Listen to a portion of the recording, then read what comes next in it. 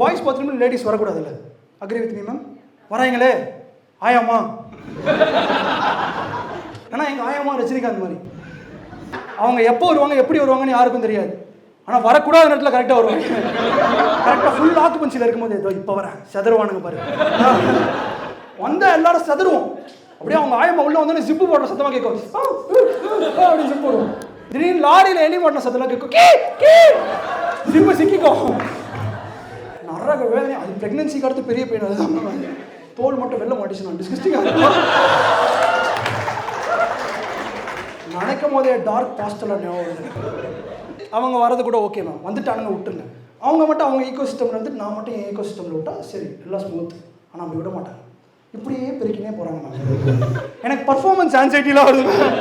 பார்க்க வச்சு பர்ஃபார்ம் பண்ணி எனக்கு பழக்கம் இல்லை. நான் என்ன வாயரா போய்கிட்டு இருக்கேன். ஒரு பூத்து போய்கிட்டு இருக்கும்போது இன்னொரு பூத்து மாறிக்கோ அப்படின்றாங்க.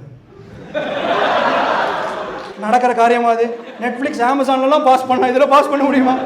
நான் போயிடுவேன். செவுத்துல தடையும் தெரியும். சரி ஒரு பூத்துல இருந்துக்கோடா. ஒத்த காலை தூக்கிட்டே ஒன்று இப்படி ஒன்றுக்கு போடுது. ஒத்த காலை தூக்கிட்டு ஒன்றுக்கு போகிறதுக்கு என்ன நாயாம? இப்படியே இவ்வளோ நேரம் தான் போகுது. பேலன்ஸே மிஸ் ஆகும். சரி ரொம்ப கஷ்டமாக இருக்கும்டா உனக்கு. ஓ கன்சிடர்லாம் பண்ணுறாங்க. ரொம்ப கஷ்டமாக இருக்கும்டா. சரி இப்போ ஒரு கால் தூக்கிக்கோ, அப்புறம் இந்த கால் தூக்கிக்கோ, அப்புறம் இந்த கால் தூக்கிக்கோ. பல